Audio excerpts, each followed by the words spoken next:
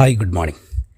നമ്മൾ ഇന്ന് നോക്കാനായിട്ട് പോകുന്നത് +1 എക്കണോമിക്സിലെ ഓരോ ചാപ്റ്ററിലെയും വൺ വേർഡ് ക്വസ്റ്റ്യൻസ് ആണ്.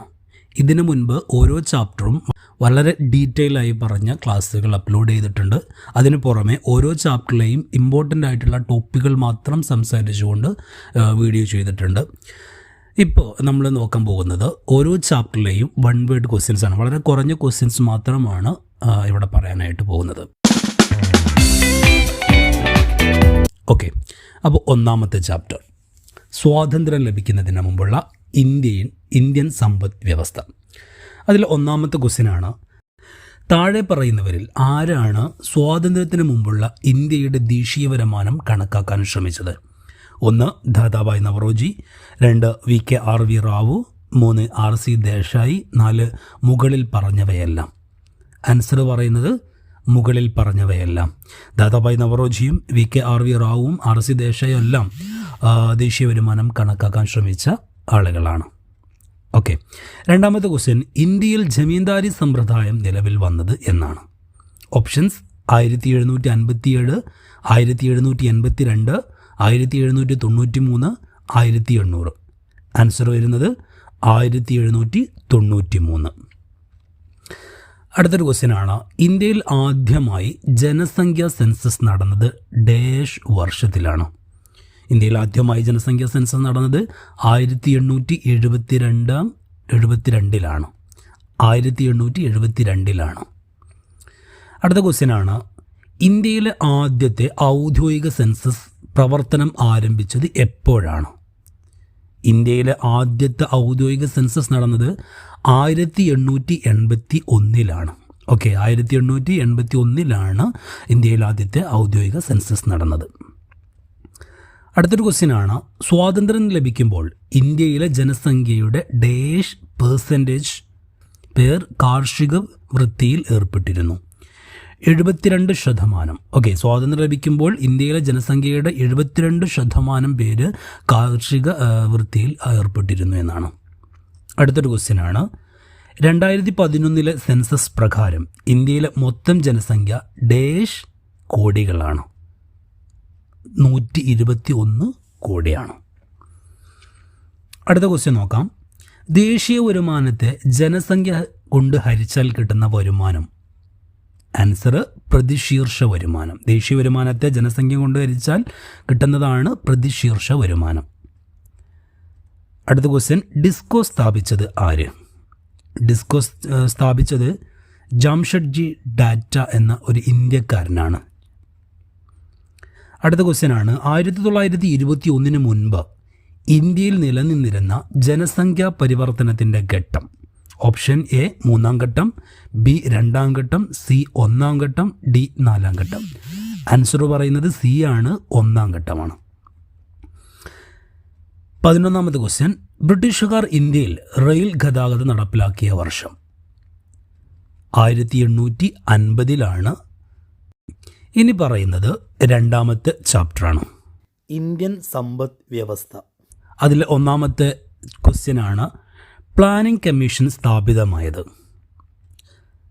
മാർച്ച് 15, 1950 മാർച്ച് 15-നാണ് പ്ലാനിംഗ് കമ്മീഷൻ സ്ഥാപിതമായത്. രണ്ടാമത്തെ ക്വസ്റ്റ്യൻ, ഇന്ത്യൻ പ്ലാനിങ്ങിൻ്റെ ശില്പി എന്നറിയപ്പെടുന്നത് ആര്? Answer PC Mahalanobis. PC Mahalanobis ആണ് ഇന്ത്യൻ പ്ലാനിങ്ങിൻ്റെ ശില്പി എന്നറിയപ്പെടുന്നത്. അടുത്ത ക്വസ്റ്റ്യനാണ്, ഇന്ത്യ ഒരു ഡാഷ് സമ്പദ് വ്യവസ്ഥയാണ്? ആൻസർ ഇന്ത്യ ഒരു മിശ്ര സമ്പദ് വ്യവസ്ഥയാണ്. അടുത്ത ക്വസ്റ്റ്യൻ, ഹരിത വിപ്ലവം ഏതുമായി ബന്ധപ്പെട്ടിരിക്കുന്നു? ഓപ്ഷൻസ് ഉണ്ട്. 1 ഭക്ഷ്യധാന്യ ഉൽപ്പാദനം, പാലുൽപാദനം, നാണ്യവിള ഉൽപ്പാദനം, മേൽപ്പറഞ്ഞവയെല്ലാം. ആൻസർ പറയുന്നത് എ ആണ്, ഭക്ഷ്യധാന്യ ഉൽപ്പാദനമാണ്. ഹരിത വിപ്ലവം ബന്ധപ്പെട്ടിരിക്കുന്നത് ഭക്ഷ്യധാന്യ ഉൽപ്പാദനവുമായിട്ടാണ്. അടുത്ത ക്വസ്റ്റ്യൻ നോക്കാം, ധവള വിപ്ലവം ഡാഷുമായി ബന്ധപ്പെട്ടതാണ്? ഓപ്ഷൻസ് ഉണ്ട്. പാൽ, പച്ചക്കറി, മത്സ്യം. അറിയാവുന്നതാണ് നമുക്ക്, പാൽ അല്ല, ധവള വിപ്ലവം പാലുമായി ബന്ധപ്പെട്ടതാണ്. 6ാമത്തെ ക്വസ്റ്റ്യനാണ്, ഇന്ത്യയിൽ എത്ര വാർഷിക പദ്ധതികൾ നടപ്പിലാക്കിയിട്ടുണ്ട്? ആൻസർ പറയുന്നത് 6. അപ്പോൾ ഇന്ത്യയിൽ 6 വാർഷിക പദ്ധതികളാണ് നടപ്പിലാക്കിയിട്ടുള്ളത്. അപ്പോൾ ഇത്തരം കാര്യങ്ങളാണ് രണ്ടാമത്തെ ചാപ്റ്ററിൽ പറയുന്നത്. മൂന്നാമത്തെ ചാപ്റ്റർ നോക്കാം. ഉദാരവൽക്കരണം, സ്വകാര്യവൽക്കരണം, ആഗോളവൽക്കരണം, ഒരു വിലയിരുത്തൽ. അതിൽ ഒന്നാമത്തെ ക്വസ്റ്റ്യനാണ്, ഇന്ത്യ സാമ്പത്തിക പരിഷ്കരണത്തിന് തുടക്കമിട്ടത് ഏത് വർഷമാണ്? ആൻസർ 1991. ICICI ഒരു ഡാഷ് ബാങ്കാണ്. ആൻസർ സ്വകാര്യ മേഖല ബാങ്കാണ്. അടുത്തത് WTO രൂപീകരിച്ച വർഷം 1995 WTO രൂപീകരിച്ചത്. അടുത്ത ക്വസ്റ്റ്യനാണ്, പൊതുമേഖലാ സ്ഥാപനങ്ങളുടെ ഇക്വിറ്റിയുടെ ഒരു ഭാഗം പൊതുജനങ്ങൾക്ക് വിൽക്കുന്നതിനെ ഡേഷ് എന്നറിയപ്പെടുന്നു. ഡിസ്ഇൻവെസ്റ്റ്മെൻറ്റ് എന്നാണ് അതിനെക്കുറിച്ച് അറിയപ്പെടുന്നത്. അടുത്തത് കുറച്ച് ഫുൾ ഫോം പൂർണ്ണരൂപം എഴുതാനാണ്. ഒന്ന്, IBRDയുടെ പൂർണ്ണരൂപം എഴുതുക. ആൻസർ പറയുന്നത് international bank for reconstruction and development. ഇതാണ് IBRDയുടെ പൂർണ്ണരൂപം. എക്സാമിനൊക്കെ ചോദിക്കുന്നതാണ്. അടുത്തത് FIIയുടെ പൂർണ്ണരൂപം എഴുതുക. Answer foreign institutional investors. അടുത്തത് IMF, അതിൻ്റെ പൂർണ്ണരൂപം ഇൻ്റർനാഷണൽ മോണിറ്ററി ഫണ്ട്. അടുത്തത് GATT, അതിൻ്റെ പൂർണ്ണരൂപം പറയുന്നത് general agreement on tariff and trade. Okay, അടുത്തൊരു ക്വസ്റ്റ്യനാണ്, നിലവിൽ ഇന്ത്യയിൽ എത്ര വ്യവസായങ്ങൾ പൊതുമേഖലയ്ക്കായി സംവരണം ചെയ്തിട്ടുണ്ട്? ആൻസർ 2. അതിനെ സംബന്ധിച്ചാണ് അടുത്ത ക്വസ്റ്റ്യൻ. അവ ഏതാണ്? ആ 2 ഏതാണ്? ഒന്ന് ആറ്റോമിക് എനർജി, 2 റെയിൽവേ ട്രാൻസ്പോർട്ട്. ഇതാണ് മൂന്നാമത്തെ ചാപ്റ്ററിൽ നോക്കാനുള്ളത്. ഇനി നാലാമത്തെ ചാപ്റ്റർ, ദാരിദ്ര്യം, പോവേർട്ടി. അതിൽ പറയുന്നത് ഒന്നാമത്തെ ക്വസ്റ്റ്യൻ, ഉച്ചഭക്ഷണ പരിപാടി ആരംഭിച്ചത് ഡാഷ്. ഏതാണ് വർഷം? 1995. അപ്പോൾ 1995 ഉച്ചഭക്ഷണ പരിപാടി ആരംഭിച്ചത്.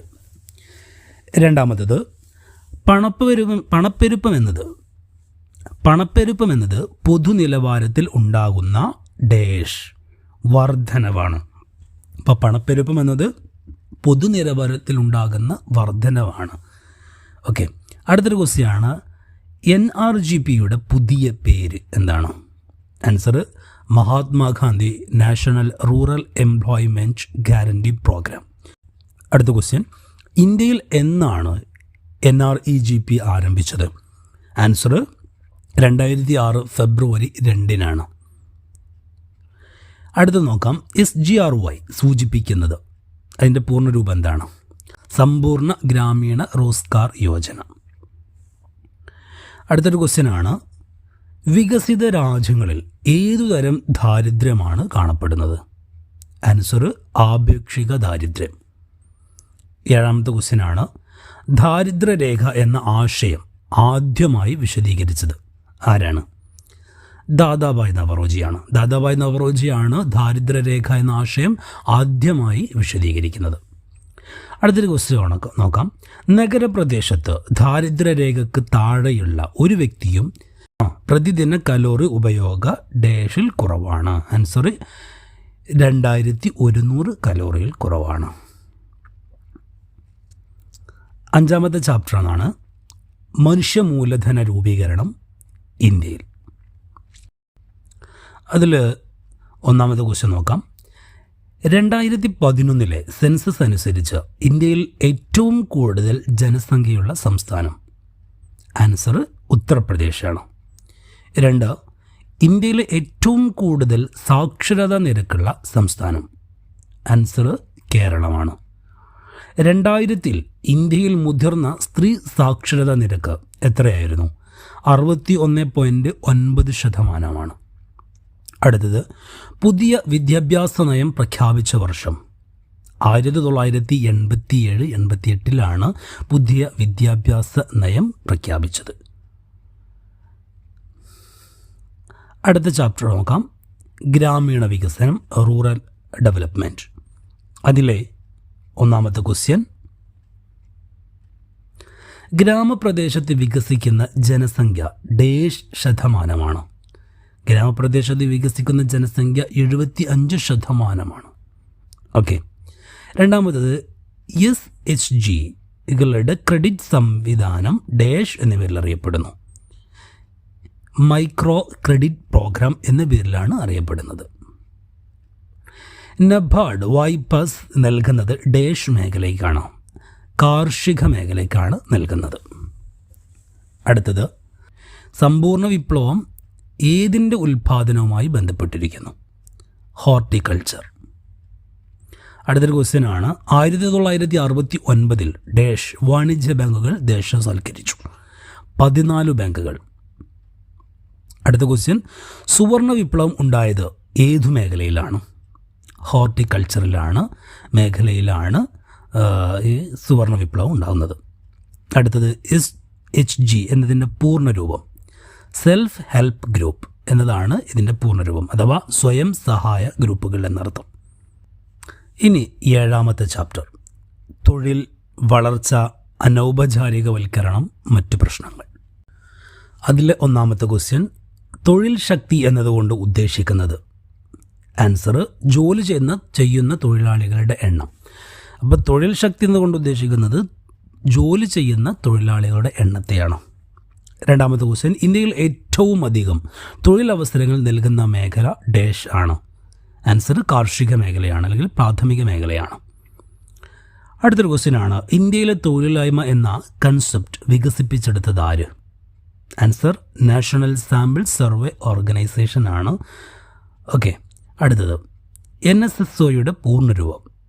National Sample Survey Organisation. നമ്മൾ തൊട്ട് മുമ്പ് പറഞ്ഞത് നാഷണൽ സാമ്പിൾ സർവേ ഓർഗനൈസേഷൻ.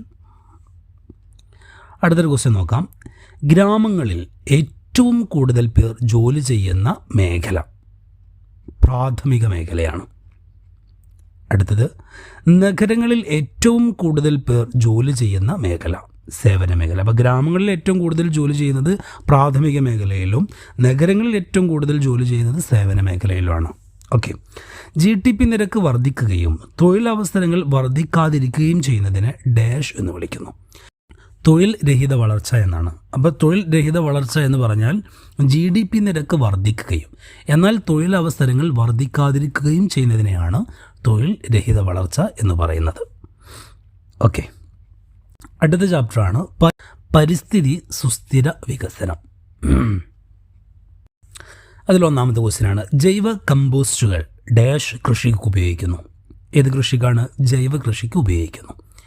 2ാമത്തേത്, കൽക്കരി ഒരു ഡാഷ് ഊർജമാണ്? പുതുക്കാനാകാത്ത ഊർജമാണ് കൽക്കരി എന്ന് പറയുന്നത്. അടുത്ത ക്വസ്റ്റ്യൻ, കൽക്കരിയും എണ്ണയും കത്തിക്കൽ ഡാഷിന് ഇടയാക്കും? എന്തിന്? താപനത്തിന് ഇടയാക്കുന്നു. അടുത്ത ക്വസ്റ്റ്യൻ നോക്കാം, CFCകൾ ഡാഷ് ശോഷണത്തിന് കാരണമാകും? ഓസോൺ ശോഷണത്തിന് കാരണമാകും. ഇനി 10ാമത്തെ ചാപ്റ്ററാണ്, ഇന്ത്യയും അയൽ രാജ്യങ്ങളും വികസനാനുഭവങ്ങളുടെ താരതമ്യം. അതിൽ 1ാമത്തെ ക്വസ്റ്റ്യൻ, മഹത്തായ കുതിച്ചുചാട്ട നയം GLF ചൈന സ്വീകരിച്ചത് എന്നാണ്? ഏത് വർഷമാണ്? ആൻസർ, 1958. 2, കാർഷിക മേഖലയിലെ കൂട്ടുകൃഷി സമ്പ്രദായമാണ് ഡാഷ്? കമ്മ്യൂൺ സമ്പ്രദായം. അപ്പോൾ കാർഷിക മേഖലയിലെ കൃഷി സമ്പ്രദായത്തെയാണ് കമ്മ്യൂൺ സമ്പ്രദായം എന്ന് പറയുന്നത്. അടുത്തത്, പ്രതിശീർഷ GDP കൂടുതലുള്ള രാജ്യം ചൈനയാണ്. ശുചീകരണ സൗകര്യങ്ങൾ മെച്ചപ്പെട്ടത് പാകിസ്ഥാനിലാണ്. അടുത്തത്, ശിശുമരണ നിരക്ക് കൂടുതൽ ഡാഷിലാണ്? ശിശുമരണ നിരക്ക് കൂടുതലും പാകിസ്ഥാനിലാണ്. അടുത്ത ക്വസ്റ്റ്യൻ നോക്കാം, ഇന്ത്യയിലും പാകിസ്ഥാനിലും ചൈനയിലും ഏറ്റവും കൂടുതൽ പേർ ജോലി ചെയ്യുന്നത് ഡാഷ്? അപ്പോൾ 3 രാജ്യങ്ങളിലും ഏറ്റവും കൂടുതൽ പേർ ജോലി ചെയ്യുന്നത് കൃഷിയിലാണ്. അടുത്ത ക്വസ്റ്റ്യൻ നോക്കാം, ഇന്ത്യയിലും പാകിസ്ഥാനിലും GDPയിലേക്ക് ഏറ്റവും കൂടുതൽ സംഭാവന ചെയ്യുന്നത് ഡാഷ് മേഖലയിലാണ്? സേവന മേഖലയിലാണ്. അപ്പോൾ ഇന്ത്യയിലും പാകിസ്ഥാനിലും ഏറ്റവും കൂടുതൽ GDPയിലേക്ക് സംഭാവന ചെയ്യുന്നത് സേവന മേഖലയിലാണ്. എന്നാൽ ചൈനയിൽ ഏറ്റവും കൂടുതൽ സംഭാവന ചെയ്യുന്നത് വ്യാവസായിക മേഖലയിലാണ്. ഓക്കെ. അടുത്ത ക്വസ്റ്റ്യനാണ്, ജനസാന്ദ്രത കൂടുതൽ ഡാഷിലാണ്? ജനസാന്ദ്രത കൂടുതൽ ഇന്ത്യയിലാണ്. അടുത്ത ക്വസ്റ്റ്യൻ, ജനസംഖ്യ നിയന്ത്രണത്തിനായി ഏകസന്താനതയം കൊണ്ടുവന്ന രാജ്യം ഏതാണ്? ചൈനയാണ് ജനസംഖ്യാ നിയന്ത്രണത്തിനായി ഏകസന്താന നയം കൊണ്ടുവന്നത്. അടുത്തൊരു question, Pakistan medium time plan എന്ന പേരിൽ പഞ്ചവത്സര പദ്ധതിക്ക് തുടക്കമിട്ട വർഷം.